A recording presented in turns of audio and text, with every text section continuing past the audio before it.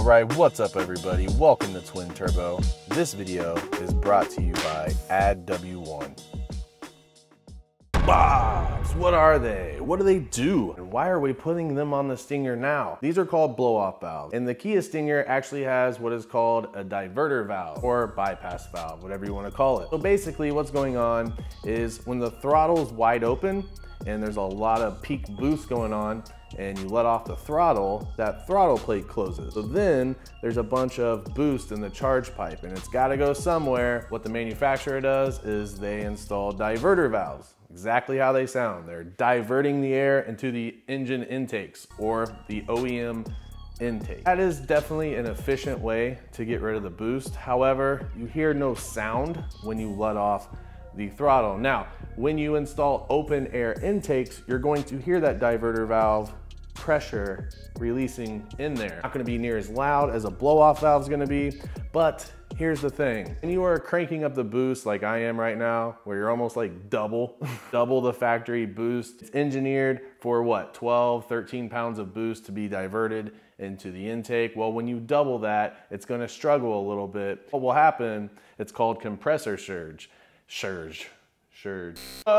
Compressor surge, and that's actually really hard on the compressor side of the turbo. You have your turbocharger, right? It's exhaust driven. You have your turbo, compressor wheel on the exhaust side, and on the other side, you have a compressor wheel, right? The side the engine intake's connected to. Do not want that excessive pressure, nailing that. Now, when it does, it sounds kind of cool. And actually, even with these, you can stiffen this piston up inside here. There's an O-ring and a piston inside there. And if we make that really stiff and really hard for the air, the pressure to blow out, it's really gonna essentially trap all that air in that charge pipe, and then you're gonna get that turbo flutter. That sounds cool, long-term, hard on the turbos. It can wear out those bearings on the shaft and the compressor wheel, so we don't wanna do that. We want some longevity since we turned up the boost. And a side effect, well, these sound badass. Everyone loves blow-off valves. Do they sound lit, bruh? Think so. I mean, how can you not like the sound of a blow-off valve, dude? Yeah, we're gonna install these. You will need one of these though. Got it off Amazon for like 7, 8 bucks. I can throw it in the description below if you want. I got mine like before I got these because it's Amazon. It's called a, is it a ring clamp? Snap ring pliers, that's it. Yeah, these things are actually super nice, guys. I got them unboxed. Actually, before we install them, let's go jump on the table over there, give you an up and closey of these blow-off valves. I'm actually really impressed with the quality, just like the intake carbon fiber shields. That's why I actually reached out to Add1 when I saw these. They sent them to me, and let's get busy. Let's get to work.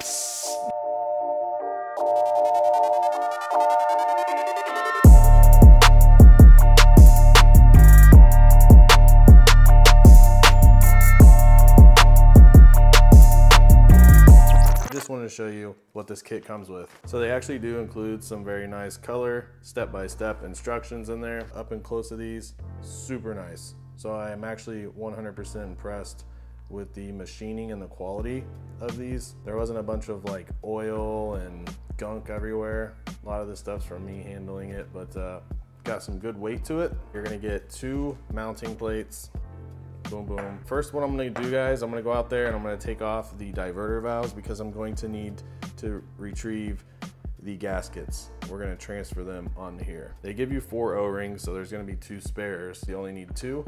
You drop them in there like that. We're going to set our blow-off valves in there. And then once we do that, we're gonna have these metal snap rings. So we'll drop those down in there. We'll squeeze them, release them. They'll set the blow-off valves in place. You also have 2 chair caps. That's what I call them because they look like chair caps. We're gonna be plugging off the engine intake. Other than that, you just have this T adapter and this other adapter for the vacuum line. On the instructions, once we get there, I'll show you right about there. They did include 2 of these, but obviously we would only use 1 of these. This is like a little filter to help catch oil in this vacuum line. But what we'll have to do, if we're gonna install this, we're going to cut it in the middle. And then once we do that, we'll have some little clamps here to make sure that it's super tight. But yeah, other than that, everything else, we'll just clean it up with some zip ties.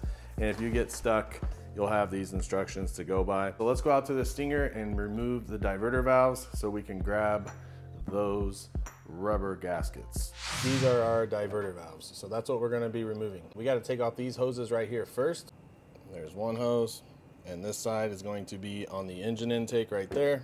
That's what we're gonna be capping off. We gotta cap that hole off. I already removed these. So this is what we're gonna be capping off right here. And there's our second one right there. Engine intakes are capped off. Some needle nose pliers. I'm gonna go ahead and pull this hose off.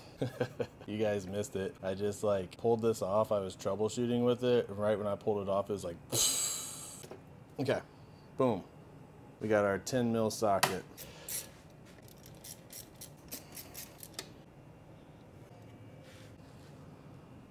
This is what we're gonna be retrieving right here, this gasket. We're gonna put that onto the blow-off valve. All right, guys, we're pretty much done. Let's just go swap these out. I would say a little bit of an upgrade, huh? Let's go. We're gonna remove this gasket right here. These lightweight plastic jobs are history. Obviously, the clean side will go in first. Vital that that is flush. I got it flush. I had to work it in there a little bit. It is definitely a snug fit, which is what we want. One down, one to go. All right, guys, our gaskets are in. They're completely flush. Want it to protrude, obviously, just a tad bit, because once that's bolted down, we want that rubber to kind of seal. So that's the whole point of that gasket. Next step, it's saying to take our blow-off valve here and put the snap ring around it. It says to put it on there first. So now what we're gonna do is we're going to set this in here. As long as the escape valve here is parallel like this, take a look at this, right? As long as it looks like that and you have it straight, you're good to go. So let me grab these snap pliers. Be careful, these snap rings are under a lot of pressure. When you let go, if your finger's down there, it will snap your freaking nail. So, all right, guys, let's go ahead and drop our O-ring in. Boom, boom. Take our snap ring. Do not force these on. Okay, yeah, they just kind of fall on there. We want this air release port just like that. Take our snap rings. I don't think it really matters where you like clamp and drop at. There we go. Oh, that's a lot of pressure, dude. Bases are on. This is going to be our right. This is going to be our left. We got them pretty well lined up. So go out to the garage and throw these on. Okay, guys, so this is extremely important. When you look straight down at the adapter, this side has more metal showing. Okay, so it's very important that on both blow-off valves, that part is over here towards the center more. So it would go like this. Yeah, it's like thicker. So it would go like that. Do that for both sides. So this side is perfectly flush, as you see right there, where the blow-off valve meets that merge pipe, the charge pipe, where it merges. All right, and for you engine intakers, make sure you're picking up these carbon fiber heat shields. Anyways, guys, so yeah, we're done. And I just wanted to show you the route that I chose. If you decide you want to go with what's on the instructions, you can do that. Reuse your factory hosing. I just decided to keep it simple. So they give you one long tube here. I plugged it into the outlet here. That's the vacuum. I just used the T adapter. I didn't use the other adapter. I also did not install the green filter. If you do choose to do that, it would need to go right about here. This is super clean. Also, make sure you have about 2 threads showing. You'll take an Allen key and twist that to adjust that center pull. That adjusts the spring tension. This is a soft setting, so there's about 2 or 3 threads showing, and then you tighten this down with, I think it's a 10 millimeter. Yeah, and you're done. That'll ensure the piston stays closed during idle and no boost is leaking. It also allows it to blow off super easy and give you that awesome psh. Let's go take a listen to it real quick and then we'll sign off.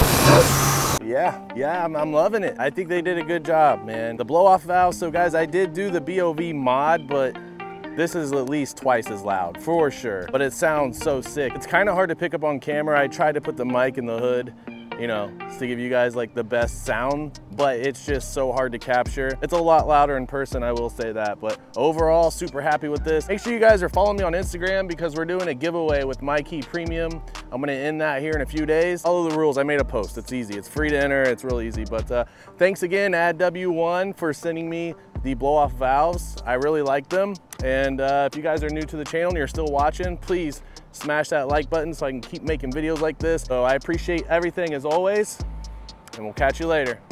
Peace. Add W1. I've been calling add W1 this whole time, and they sent an email. They're like, hey dude, you keep saying add one, we're add W1. Add one, you know what I mean? Kind of catchy, right? But it's add W1. I apologize. Listen, carbon fiber heat shields were excellent quality. That's why I'm like, what else do they have? So I went on their website, started scrolling, and they had blow-off valves, catch cans, all kinds of stuff. Honestly, their quality is awesome. So their quality's sick, and I'm not just saying that because they sent these to me. I would 100% buy the BOVs and the heat shields. I have no experience with anything else. I can't say I'd buy anything else, but these two things, absolutely worth the money. And this video is going on too long, so I will catch you guys on the next one. Peace out. Yes.